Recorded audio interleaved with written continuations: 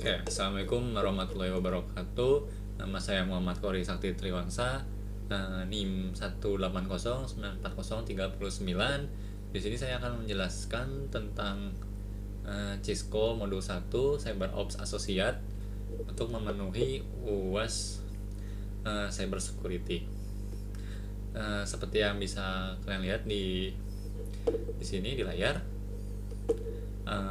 modul pertama ini akan menjelaskan tentang war stories, subbabnya itu danger, subbabnya war stories, subbabnya adalah hijacked people atau people teh penduduk yang kena bajak gitu. Di sini jelaskan bahwa Sarah berhenti di toko kopi favoritnya setelah untuk mengambil minuman siang. Dia meletakkan ordernya, membayar di kasir dan menunggu barista untuk memenuhi ordernya. Sarah meletakkan HP-nya dan membuka wireless client. Wireless client itu artinya wifi dan terkoneksi, yang dia asumsikan sebagai toko kopi wifi gratis dari toko kopi tersebut. Tetapi setelah diam di pojok toko, seorang hacker ternyata sudah membuka wifi palsu yang bernyamar sebagai toko kopi. Ketika Sarah membuka website bank, si hacker ini membajak sessionnya dan membuka akses ke akun banknya. Nah, term itu apa namanya, panggilannya adalah istilah lain dari wireless wifi palsu ini adalah evil twin hotspot, kembaran jahat hotspot. Untuk info lebih lanjut bisa dicari di internet. Lalu bentuk-bentuk kejahatannya yaitu adalah ransom companies, atau dibajak perusahaannya, disuruh membayar seberapa uang untuk mengambil data yang harusnya udah jadi miliknya, seperti itu. Di sini ceritanya adalah seorang Rashid, seorang karyawan di departemen keuangan yang dikelola oleh perusahaan besar, menerima email dari CEO-nya dengan PDF. PDF-nya ini tentang third quarter earning atau pendapatan third quarter apa ya? kuartal 3 pendapatan perusahaan. Rashid tidak mengingat bahwa departemennya membuat PDF ini. Jadi dia penasaran dan membuka attachmentnya atau filenya. The same skenario yang sama terjadi di organisasi ketika karyawan lain berhasil mengklik attachment tersebut. Ketika PDF-nya dibuka, ransomware-nya terinstall di komputer karyawan dan melakukan proses mengambil dan mengenkripsi data perusahaan. Tujuannya adalah untuk mendapatkan keuntungan finansial karena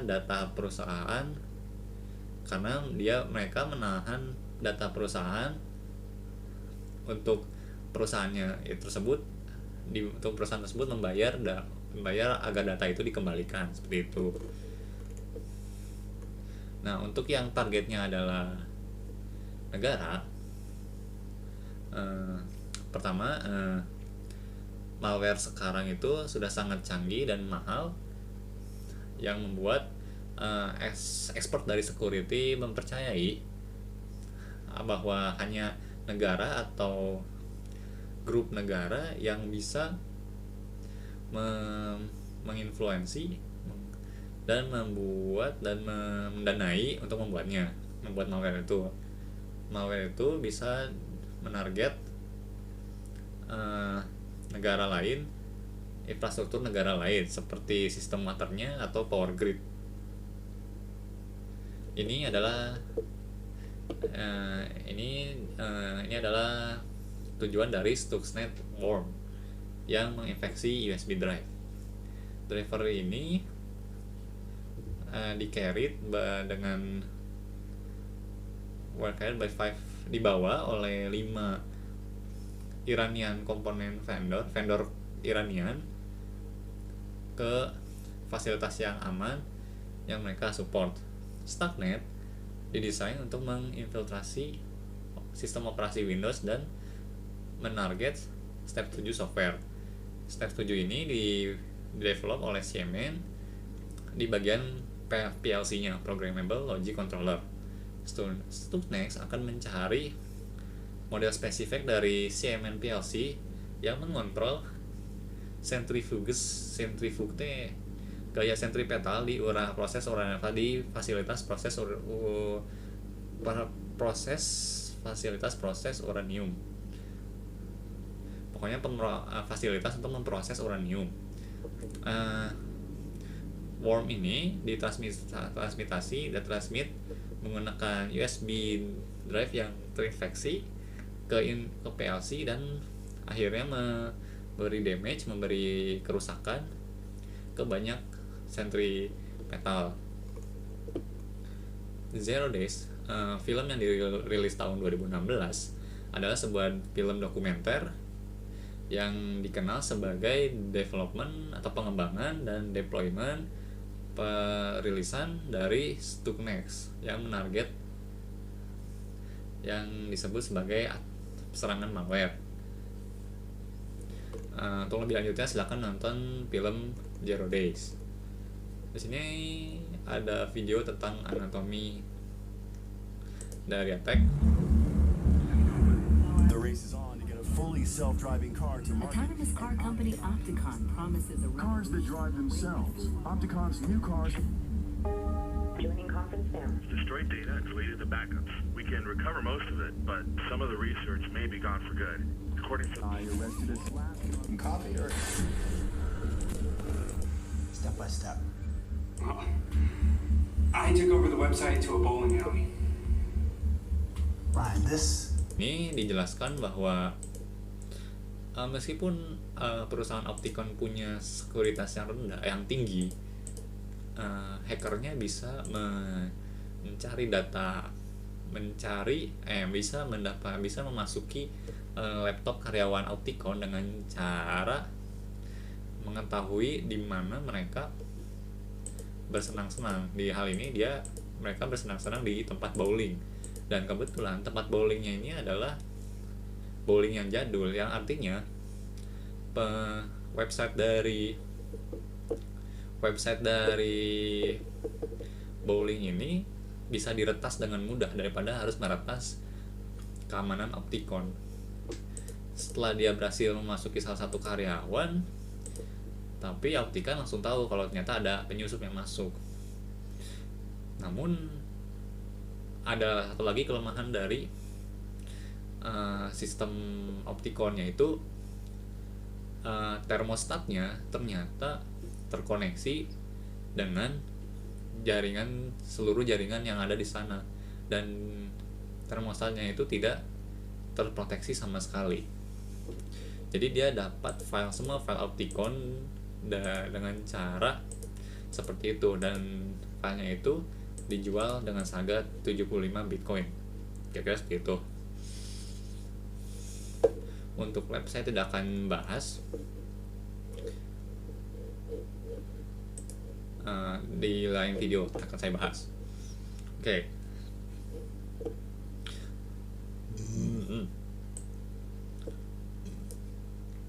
Aduh, bentar.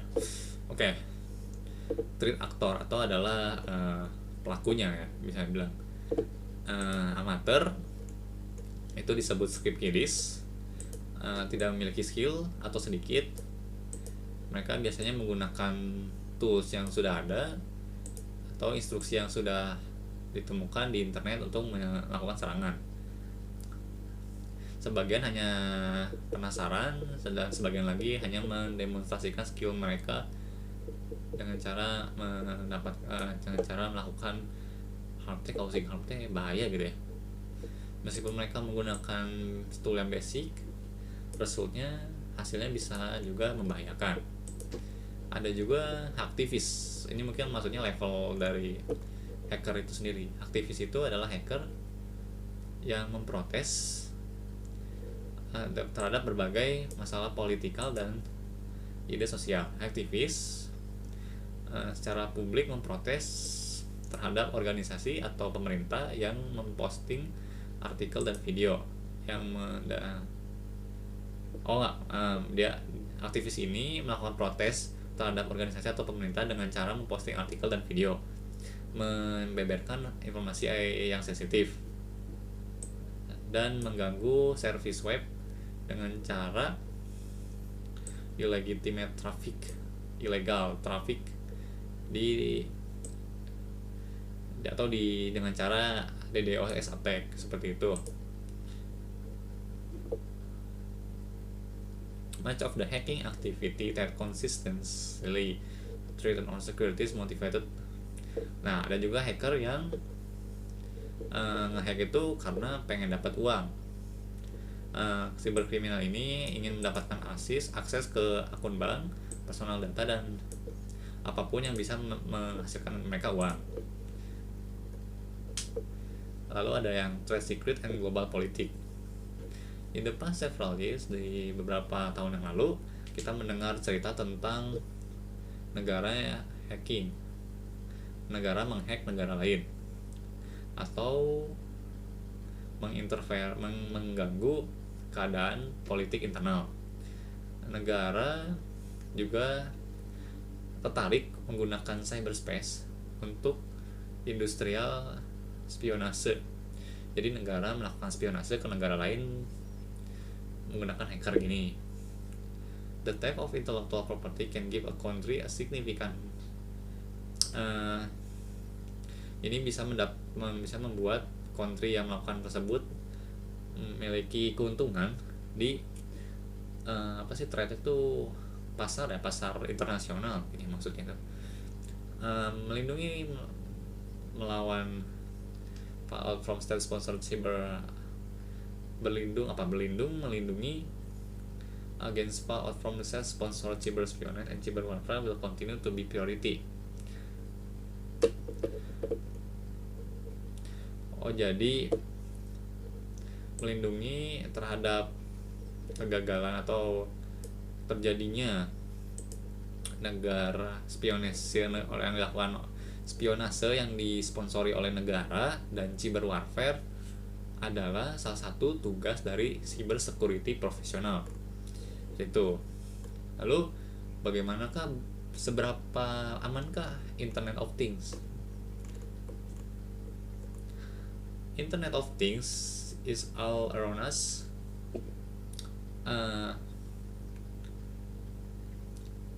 IoT di sekitaran kita dengan cepat berkembang. Kita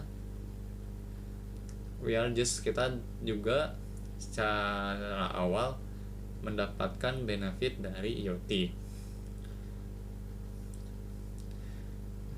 New ways itu apa ya? New ways, cara baru untuk cara baru untuk terkoneksi sedang dikembangkan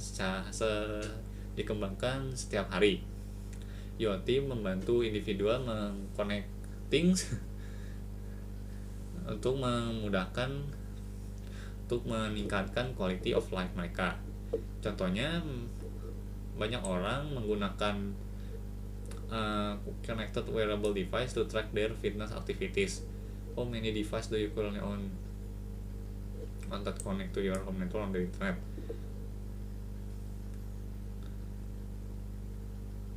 Ini contohnya adalah smartwatch gitu ya, untuk men-tracking aktivitas fitness. Terus juga connect your home network internet.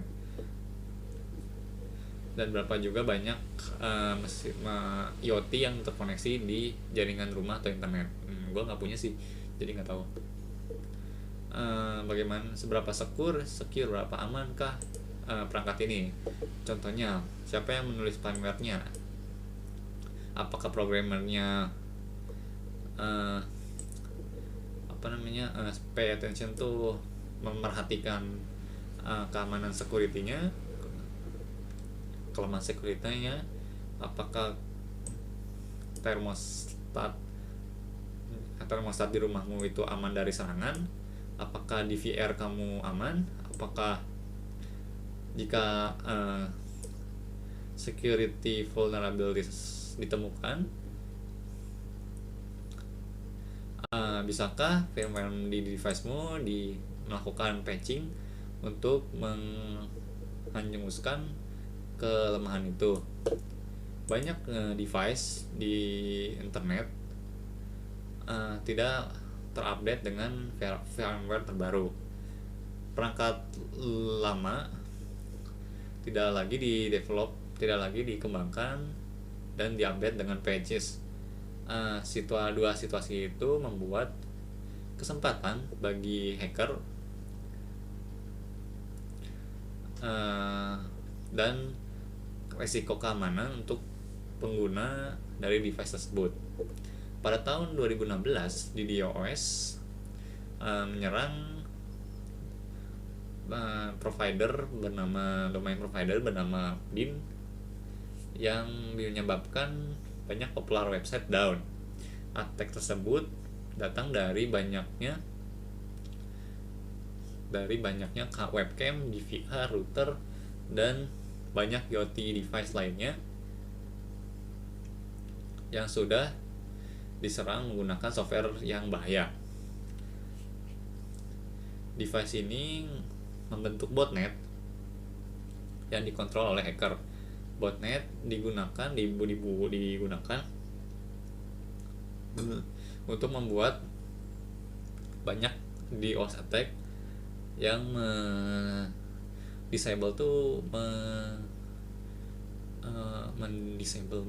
menghentikan service dari internet service yang penting.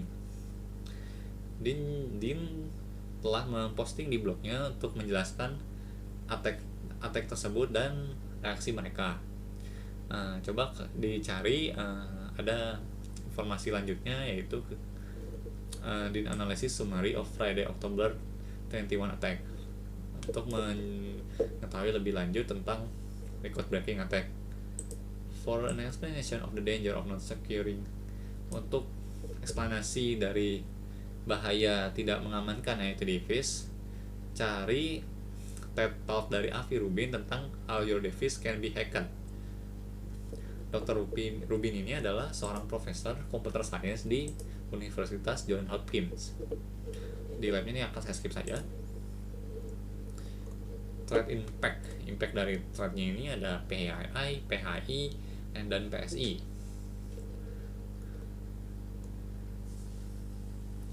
Economy impact of cyber attack is difficult to determine with precision. However, it is that business will loss over. Dampak dari ekonomi dari cyber attack sangat sulit diketahui secara pasti, tapi diperkirakan bisnis kehilangan 5 juta dolar pada tahun 2024 karena serangan cyber. Personally identifiable information adalah segala jenis informasi yang bisa digunakan to be possibly identify, untuk mengidentifikasi individual. Contoh dari PI adalah nama, social security number, birth date, credit card number, bank account number, government ID, address information. Salah satu tujuan dari cyberkriminal itu adalah mengambil list dari PI yang bisa mereka jual di dark web. Dark web ini hanya bisa diakses dengan software spesial dan digunakan oleh cyberkriminal untuk melindungi aktivitas mereka. PI yang dicuri bisa digunakan untuk membuat akun finansial palsu seperti kredit card dan pinjaman online lah, short term loan, pinjaman. Subset of P, kumpulan dari P itu diproteksi dengan kumpulan dari PI itu disebut Protected Health Information PHI. Komunitas medikal membuat dan memaintain electronic record to data. Record to apa ya? Record medis. Kayaknya disebut record medis, EMR, yang mengandung PHI. Di US misalkan menghandle PHI diregulasi oleh Health Insurance Portability and Accountability Act atau HIPAA. Di European Union, General Data Protection Regulation melindungi a broad range, berbagai range dari personal information di berbagai informasi personal seperti rekor medis, rekam medis, personal security information adalah tipe lain dari PII. Informasi ini mengandung username, password, dan sekuritas lainnya, informasi lainnya yang biasanya individu menggunakan untuk mengakses informasi or service di jaringan. Berdasarkan data report rekam 2019 oleh Verizon, cara kedua paling umum hacker dapat menjeblos jaringan adalah menggunakan PSI yang dicuri. Most hack and companies and organizations that have been reported in the news. Berita hacking yang dialami oleh companies, perusahaan dan organisasi oleh berita biasanya melibatkan kecolongan PII atau PHI. Contoh-contohnya adalah ini.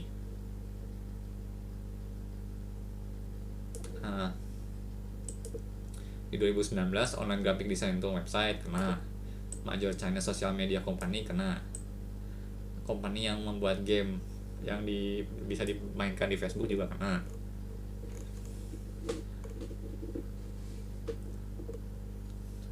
Perusahaan semakin khawatir dengan spionasi yang dilakukan oleh perusahaan lainnya. Kehilangan dari intellectual property ke kompetitor adalah serious concern, tuh perhatian yang serius.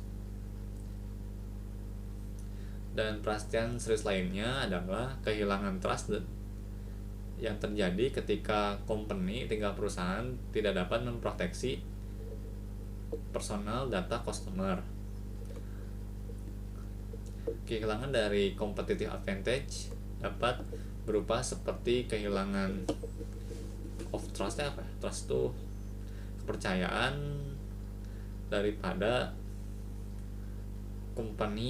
perusahaan lainnya, atau perusahaan mencuri trade secret politik dan national security. Tidak hanya bisnis yang dihack. Pada tahun 2016, hacker publish the personal information of 20.000 US Federal Bureau of Investigation employees and 9.000 US Department of Homeland Security karyawan itu, nama tersebut. Ternyata hackernya itu motivasinya adalah politik. Jadi hacker ini mempublish informasi tentang 20.000 FBI dan 9.000 Homeland Security karena alasan politik. Lalu ada juga tentang Stuxnet Warworm yang spesifik didesain untuk merusak progres Iran untuk meningkatkan uranium yang bisa digunakan untuk senjata nuklir.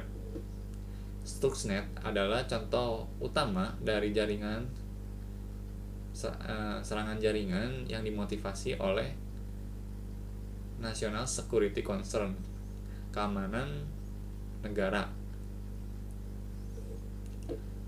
Apa ya? Concern teh apa ya? Cyber warfare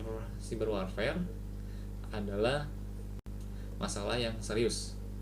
Possibility negara yang mendukung hacker ini bisa menyebabkan disrupsi dan kehancuran dari servis yang vital dan resource di negara musuhnya. Internet telah menjadi esensial yang penting sebagai medium dari komersial dan finansial, aktivitas komersial dan finansial. Mendisrupsi aktivitas ini bisa memengaruhi kondisi ekonomi negara. Controller adalah mirip seperti attack oleh Stuxnet, yaitu menggunakan kontrol dari flow water di dam dan switching of electricity on power grid. Attack on such control can have their consequences. Waduh, jadi water di damnya misalnya dinyalain, atau electricity power gridnya dimatiin, wah bahaya, bisa gelap atau bisa menjadi sesuatu konsekuensi yang serius gitu. Tapi nanti gue bacainnya aja ya. Ya ini ada kuis-kuisnya. Kayaknya sekian dari saya untuk modul 1. Bila ada kekurangan mohon maaf. Assalamualaikum warahmatullahi wabarakatuh.